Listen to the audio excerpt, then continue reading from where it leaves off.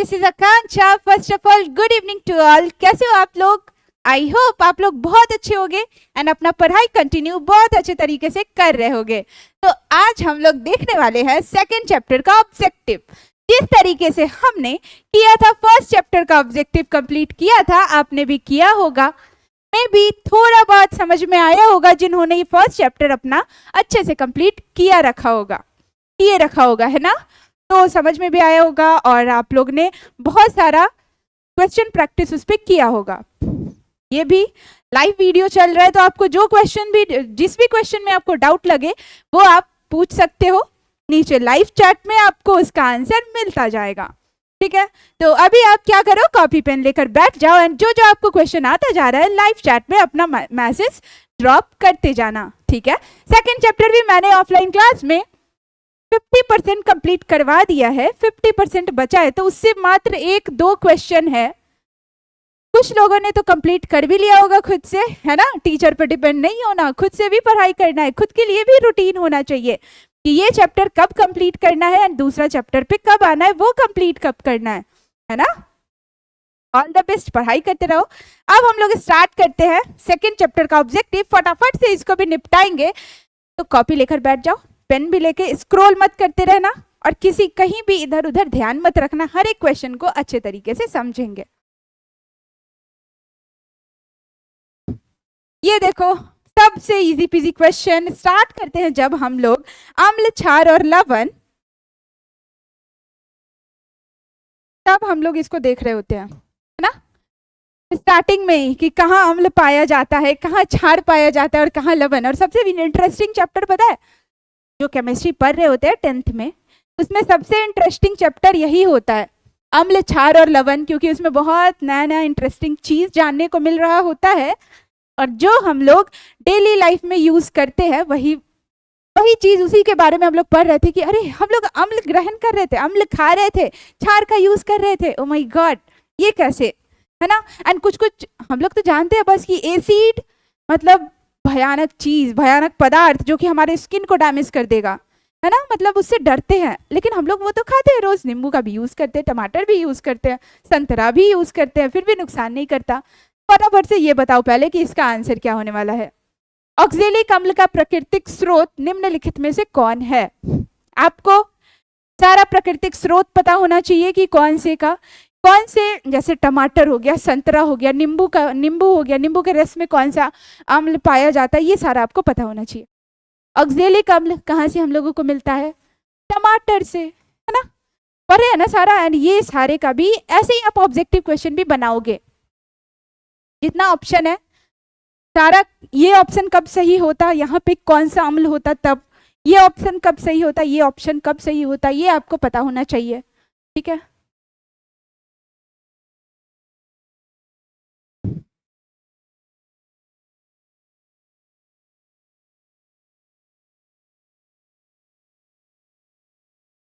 ये बताओ दूसरा नंबर क्वेश्चन। ऐसे ही कुछ 20 अप्रॉक्स 23 20 24 अप्रॉक्स क्वेश्चन हम लोग करने वाले हैं इस लेक्चर में, है ना? जिससे सेकंड चैप्टर हम लोगों का बहुत अच्छे से क्लियर हो जाएगा। चलो पहले इसका आंसर बताओ, ये क्या है? प्रबल अम्ल के जलीय विलयन में किसका आधिक्य होता है? मतलब प्रबल अम्ल का हम लोग जैसे ही बात करें, अब प्रबल अम्ल ही आया तो हम लोग को समझ जाना चाहिए कौन से आयन का बात कर रहे होंगे।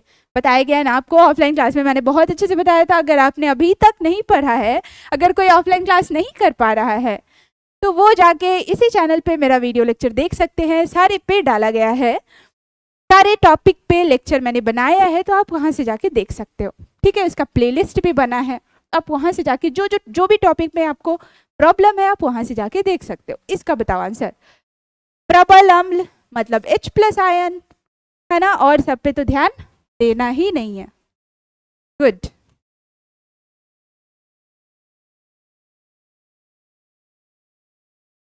क्षारीय विलयन में फिनोल्फिथालीन सूचक का रंग क्या होता है?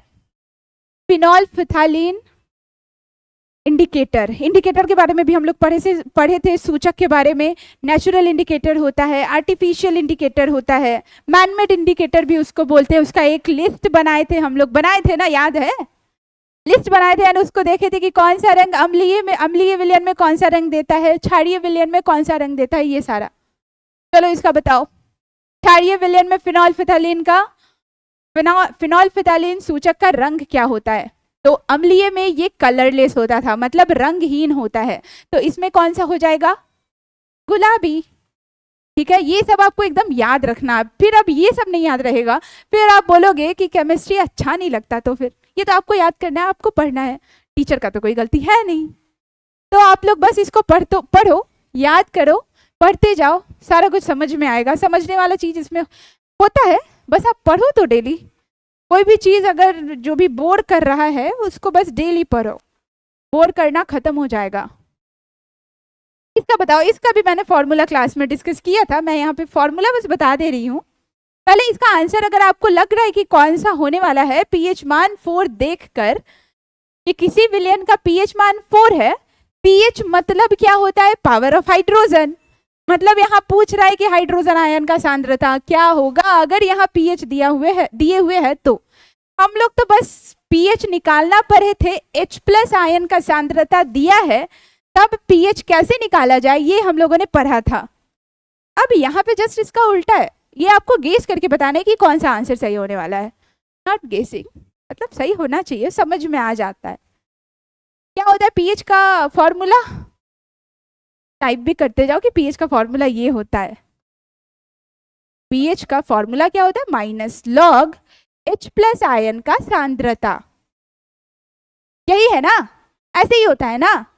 अब ये देखो पीएच मान आपको 4 दिया है, 4 यहाँ कब आएगा? इसमें से कौन सा वैल्यू हम H+ आयन के जगह पे डालेंगे जो यहाँ पे आ जाएगा पीएच का मान 4? हमारा ऑप्शन नंबर ए को देखकर ऐसा लग रहा है, अगर हम यहाँ माइनस लॉग H+ आयन के जगह पे 1 × 10⁻⁻⁴ डाले, यही है ना, सांद्रता को मोल पर लीटर ऐसे भी लिख सकते हैं। कैपिटल एम से भी शो करते हैं। ठीक है, तो आप इसे घबराना मत कि ये क्या है कैपिटल एम। कहीं कैपिटल एम लिखा रहता है, कहीं मोल पर लीटर लिखा रहता है, ये सब पे ध्यान देंगे। अब यहाँ पे डाल दिया, अब ये 1 लिखे या नहीं लिखे उससे कोई मतलब नहीं है। मैंने आपको लॉग का प्रॉपर्टी बताया था कि जब 10⁻⁴ या कोई पे भी पावर रहे लॉग में, लॉग के अंदर जैसे ट्रिगो, लॉग भी ना एक फंक्शन होता है, जैसे ट्रिगोनोमेट्रिक फंक्शन होता है ना, फलन जिसको बोलते हैं, आप फंक्शन अभी समझ सकते हो, तो वैसे ही लोगरिथमिक फंक्शन होता है, इसका कुछ प्रॉपर्टी होता है। जिस तरीके से ट्रिगोनोमेट्रिक फंक्शन का कुछ प्रॉपर्टी होता है कि साइन के साथ 30 डिग्री रहे तो साइन 30 का वैल्यू होता है 1/2, ये हम लोग याद करते हैं। उसी तरीके से किसी पे भी पावर है उसको हम उठा के बाहर पटक देते हैं, माइनस तो रहेगा, इस पे पावर है -4, -4 को ऐसे लिख देंगे इसके बाहर और ये हो जाता है log 10। log 10 का वैल्यू होता है 1 और माइनस प्लस 4 × log 10 का वैल्यू होता है 1। पीएच का मान आ गया 4, तो आंसर हमारा क्या होने वाला है? Option number A. आ रहा होगा समझ में? तो इसके लिए आप नीचे ड्रॉप करते जाओगे कि मैम आ रहा है समझ में। ठीक है, सारा क्वेश्चन आपके प्रीवियस ईयर से रिलेटेड है, तो इसको आप इग्नोर मत करते जाना। अब ये देखो, शुद्ध जल का पीएच मान, अब पढ़ रहे हैं अम्ल, क्षार और लवण और इसका पीएच मान ना पता हो, ये कैसे हो सकता है? पता होना चाहिए। चलो बताओ इसका क्या होगा? 0, 1, 7 और 14। तो इसमें हमको लग रहा है कि पीएच मान शुद्ध जल का, शुद्ध जल मतलब हम लोग पी सकते हैं, तो उदासीन होने वाला है कोई। अब उदासीन है मतलब पीएच मान होने वाला है इसका 7। ठीक है, 7 से कम जिसमें होता है, 5 से कम होता है तब उसको बोलते हैं अम्लीय।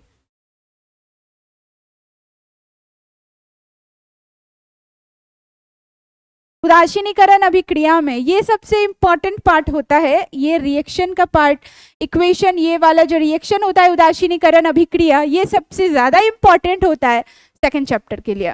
तो आप लोग चलो इसको बताओ, इसका आंसर क्या होने वाला है कि उदासीनीकरण उदासीनीकरण अभिक्रिया में, उदासीनीकरण क्रिया में क्या होता है, अम्ल बनता है मतलब समझ रहे हो ना कि product side, right side, reaction के, अभिक्रिया के राइट साइड में जब हम लोग अम्ल और क्षार लेते हैं तब बनता क्या है, अम्ल बनता है, बिल्कुल नहीं।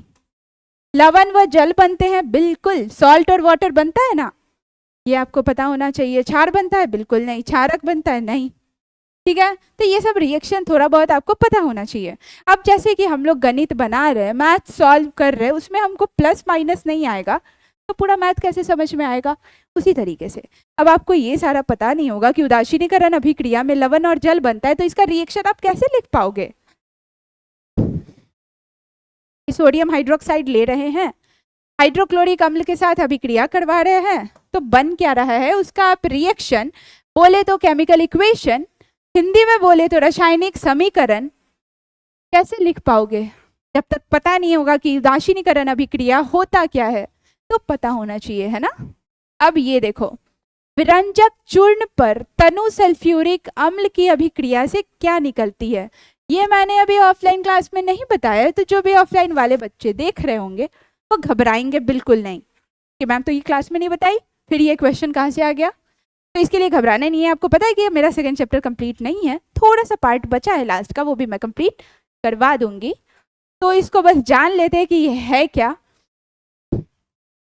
विरंजक चूर्ण पर जब तनु सल्फ्यूरिक अम्ल डालते हैं तो कैल्शियम क्लोराइड निकल रहा होता है, वाटर बन रहा होता है और क्लोरीन गैस निकल रहा होता है।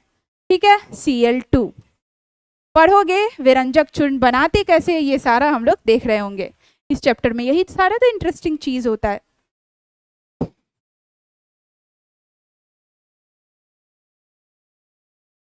ये देखो, ये आपको लग रहा होगा कि बहुत ज्यादा बड़ा है क्वेश्चन, लेकिन ये बड़ा क्वेश्चन नहीं है, ज्यादा हार्ड नहीं है। बस इसको आपको समझना है कि बोल क्या रहा है, और आपको पता होना चाहिए कि अंडे का जो कवच होता है वो बना हुआ किससे होता है। जल्दी से नीचे लाइव चैट पे ड्रॉप करो तो अपना आंसर, कि अंडे का जो कवच होता है वो उसका रासायनिक सूत्र क्या होता है। क्लास में भी मैंने बताया होगा या नहीं, ध्यान में नहीं है अभी, आप बताओ कि आपको पता है या नहीं। इसलिए मैं बार बार बोलती हूँ कि टीचर के पढ़ाने के बाद भी आप लोग को बुक पढ़ना उतना ही जरूरी है, अगर बोर्ड में अच्छा करना है तो, है ना। चलो बताओ, बोल रहा है इसमें कि कोई विलयन अंडे के पिसे हुए कवच से अभिक्रिया कर, कोई विलयन है, आपको नाम बताना है। अंडे का पिसा हुआ कवच, यहाँ बस अंडा लिख देते हैं, अंडे का कवच।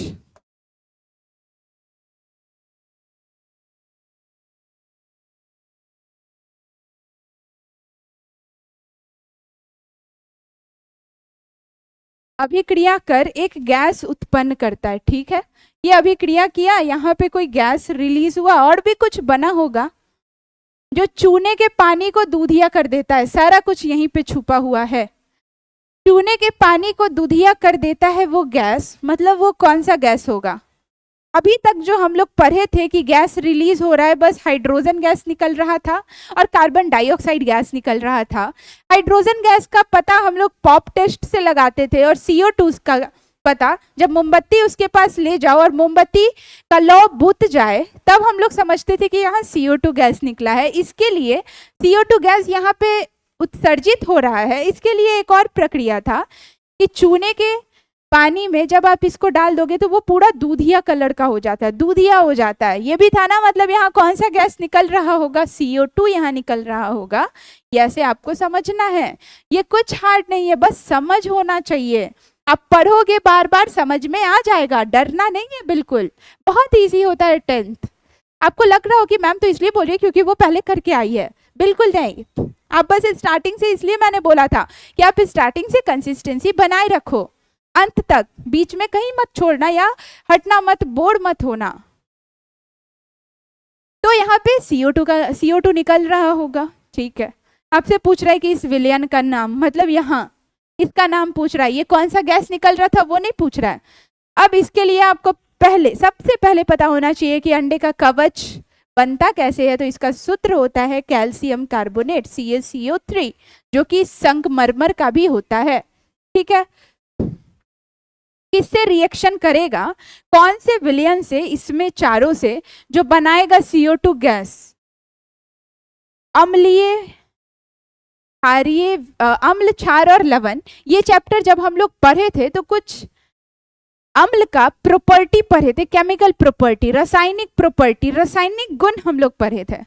उसमें क्या देखे थे कि कोई भी मेटल कार्बोनेट, धातु का कार्बोनेट, जब अम्ल से, इसमें अम्ल आपको कौन दिख रहा है, ये अम्ल से अभिक्रिया करता है, तब वो क्या बनाता है, सॉल्ट, मतलब लवण, जल और कार्बन डाइऑक्साइड गैस रिलीज करता है। जाके वो वाला रासायनिक इक्वेशन देखो, रासायनिक गुण अम्ल का मैंने लिखवाया था, तो वहां से देखो कहाँ से, अगर वो कंसेप्ट हमको पता है तो ये इक्वेशन बना सकते हैं।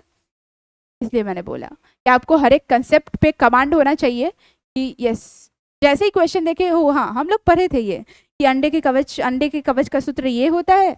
अब जब कैल्शियम कार्बोनेट होता है तो कार्बन डाइऑक्साइड कब निकल रहा था, जब हम लोग विलयन अम्ल से अभिक्रिया करवा रहे थे। तो ऐसे आप लोग याद रखोगे। ओके, तो इसका आंसर होने वाला है option number B.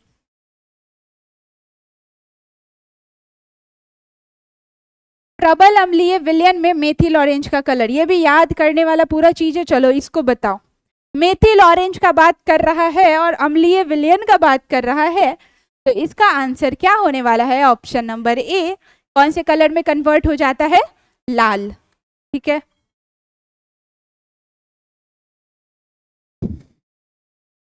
Silver iodide, first chapter में मैंने सिल्वर आयोडाइड के बारे में डिस्कस नहीं किया था।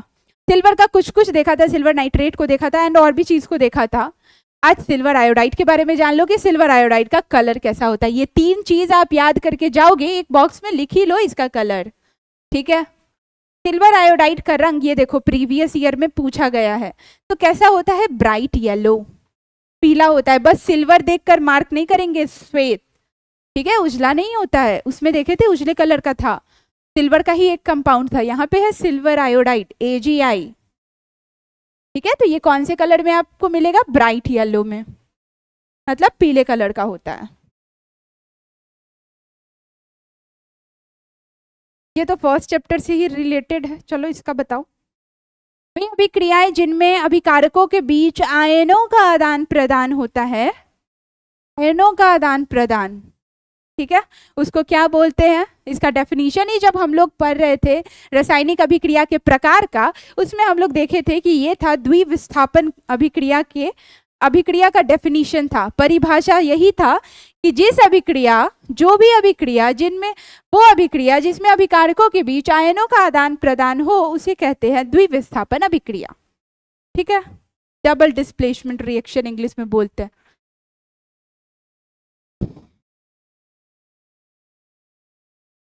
रासायनिक अभिक्रिया के दौरान किसी पदार्थ में ऑक्सीजन का हांस, ठीक है, हांस लिखा है मतलब ऑक्सीजन का -O2 प्लस H2, हांस जैसे ही बोले ऑक्सीजन का समझ जाएंगे ये। अब इससे रिलेटेड था रिडॉक्स अभिक्रिया। कंसेप्ट पता होगा तब तो आप आंसर दे पाओगे ना, तो कंसेप्ट आपको पता होना चाहिए, डेफिनेशन पता होना चाहिए। चलो इसका आंसर बताओ क्या होने वाला है।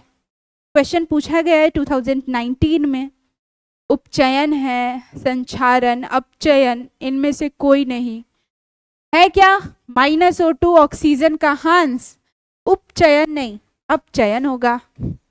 ठीक है, ऑक्सीजन का जुड़ना मतलब उपचयन।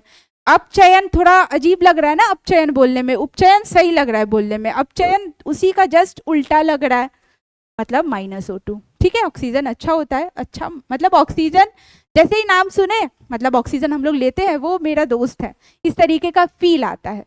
तो इससे आप समझ सकते, ऐसे आप याद कर सकते हो। तो पढ़ोगे तब ना याद करोगे, तो ये पढ़ाई करो थोड़ा बहुत, ज्यादा नहीं। उष्मा के द्वारा की गई वियोजन अभिक्रिया को क्या कहते हैं, उष्मा के द्वारा वियोजन अभिक्रिया। सारे में वियोजन लिखा है। अब जो उष्मा के तरीके से हो रहा है, इसका आंसर तो सारे का सही आ रहा होगा। तापीय वियोजन हम लोग पढ़े थे क्या? नहीं ना, तो होगा नहीं। उष्मीय वियोजन, यस यस पढ़े थे। उष्मीय वियोजन, वियोजन के प्रकार में मैंने बताया था। उष्मा के द्वारा हो रहा है तो ऑफकोर्स कौन होने वाला है? उष्मीय वियोजन, ठीक है। आणविक वियोजन तो होगा नहीं इसमें से, तो ये वाला सही आंसर है।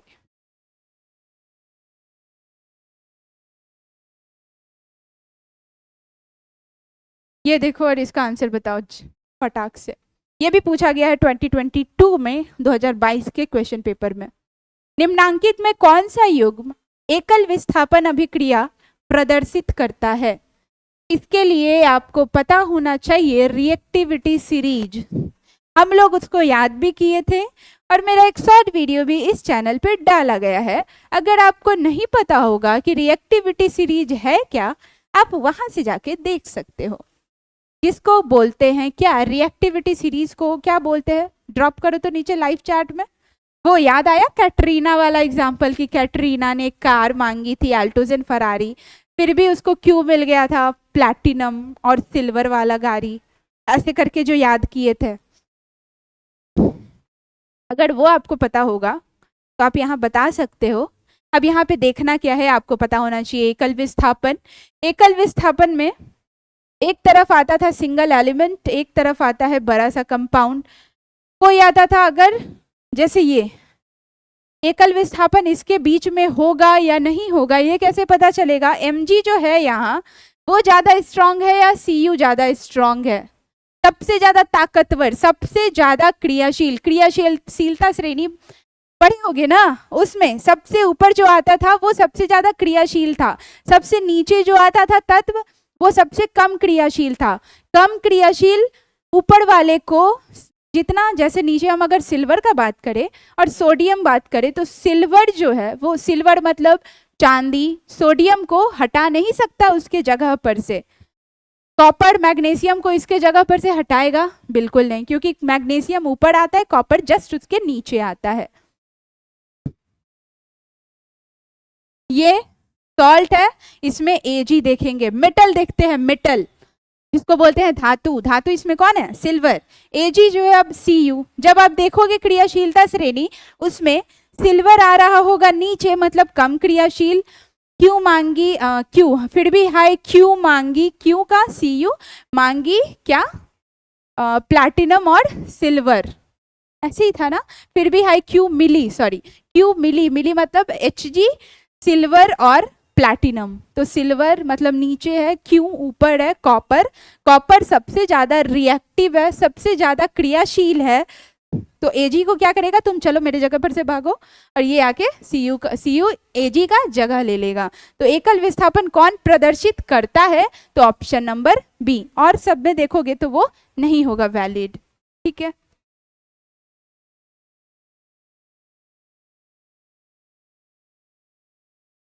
अब ये बताओ, ऊर्जा का अवशोषण, ऊर्जा अवशोषित किसमें होती है? कोई कोई बच्चे बोल रहे थे क्लास में ही कि मैम बुक में हम कहीं तो 14 रिएक्शन का प्रकार देखे हैं, कहीं 5, 6, 7, 8 देखे हैं, कहीं 10 देखे हैं, आप तो बस 4 ही पढ़ाई और सारा तो बस ऐसे ही बता दी। वो जहां भी लिखा है 10 प्रकार होते हैं, वो सारा उष्माक्षेपी, उष्माशोषी, रिडॉक्स रिएक्शन में उपचयन, अपचयन, सारे को अलग अलग प्रकार मानकर आपको बताया गया होगा वहां, ठीक है। असल में कितने प्रकार होते हैं? संयोजन, वियोजन अभिक्रिया, तीसरा हो गया कौन? एकल विस्थापन, चौथा हो गया द्विविस्थापन। मेनली होता है 4 प्रकार रिएक्शन का, ठीक है। और जो एक्स्ट्रा में होता है वो सब बस ऐसे ही पढ़ रहे होते हैं, उष्माक्षेपी, उष्माशोषी, उपचयन, अपचयन, ये सब बस एक्स्ट्रा में होता है कि इसमें अगर ऑक्सीजन ऐड हो रहा है तो उपचयन बोल दो, ठीक है। ये सब अलग होता है, तो इसके लिए आपको घबराना नहीं है। हाँ, अगर प्रकार बोले तो आप लिख सकते हो, ओके। ऊर्जा का अवशोषण मतलब उष्माशोषी अभिक्रिया इसका आंसर होने वाला है, पता है ना, क्योंकि कंसेप्ट आपको पता है। ये बताओ, ये तो बहुत इजी है, फर्स्ट चैप्टर का ही है। रासायनिक अभिक्रिया में भाग लेने वाले पदार्थ को क्या कहा जाता है? रासायनिक अभिक्रिया में भाग लेने वाले पदार्थ को, मतलब स्टार्टिंग में रासायनिक अभिक्रिया करवा रहे होंगे, तो लेफ्ट साइड में जो रहता है उसको क्या बोलते हैं? तो क्या होगा इसका आंसर? अभिकारक, है ना। तो कौन सा पदार्थ भाग लेता है? तो अभिकारक, ठीक है, तभी तो प्रोडक्ट मिलता है ना। तो ये सब ध्यान रखेंगे। इसका ऑप्शन नंबर होने वाला है ए।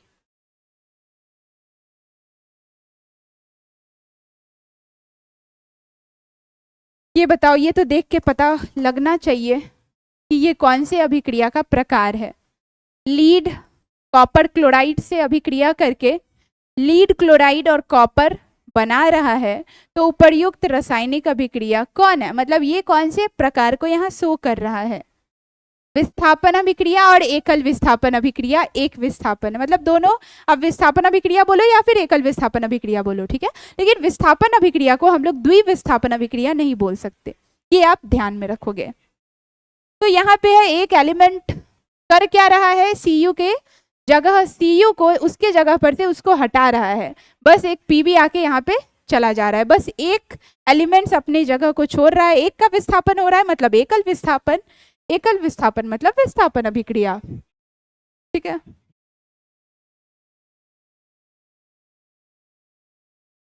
वायुरोधी बर्तनों में खाद्य सामग्री पर उपचयन की गति, उपचयन होने के लिए उसमें वायु का जाना है, मतलब उपचयन कब होगा? जब उसको ऑक्सीजन मिलेगा। किसी का भी उपचयन कब होगा? जब उसमें ऑक्सीजन जाएगा। अब यहाँ बोल रहा है वायु रोधी, मतलब वो पूरा पैक है, अंदर हवा नहीं जा सकता, मतलब अंदर ऑक्सीजन नहीं जा सकता, तो उपचयन की अभिक्रिया क्या हो जाएगी? ऑफ कोर्स धीमी हो जाएगी, है ना। ऑप्शन नंबर इसका होने वाला है ए।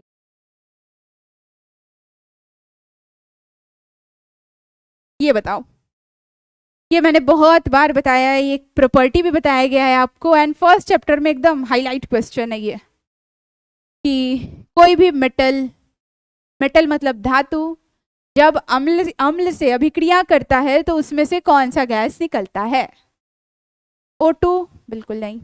CO2? इसके लिए आपको प्रॉपर्टी जब तक याद नहीं है तब तक आप नहीं बना पाओगे। मेटल जब भी अभिक्रिया करता है अम्ल से, एसिड से, तो क्या बनाता है, क्या रिलीज करता है? Hydrogen gas. इसी में हम लोग पॉप टेस्ट पढ़ रहे थे, है ना, याद रखेंगे।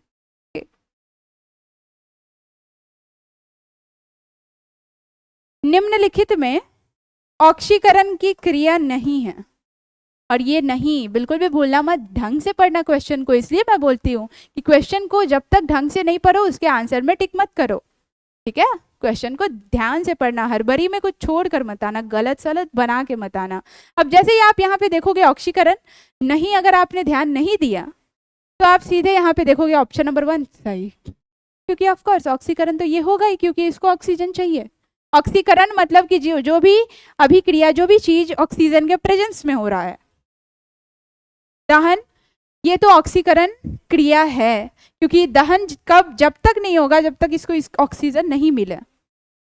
श्वसन तब तक नहीं होगा जब तक ऑक्सीजन ना मिले। ऑक्सीजन के एब्सेंस में तो श्वसन होगा नहीं, ऑक्सीजन ना रहे तब श्वसन नहीं हो सकता ना। भोजन का पचना, भोजन पचेगा भी कब? ऑक्सीजन के प्रेजेंस में। ऑक्सीजन लेते हैं हम लोग, श्वसन का क्रिया ही क्या होता है? ऑक्सीजन को लेकर वो सेल को जाके देता है, सेल क्या करता है? वो ग्लूकोज को तोड़ता है, सेल में ऑक्सीजन के द्वारा ग्लूकोज टूटता है। तो अवक्षेपण, अवक्षेपण में कोई जरूरी नहीं है कि ऑक्सीजन रहे, तो क्या होगा इसका ऑप्शन डी। ये जो है ऑक्सीकरण की क्रिया नहीं है, ठीक है, और सारे ऑक्सीकरण क्रिया है।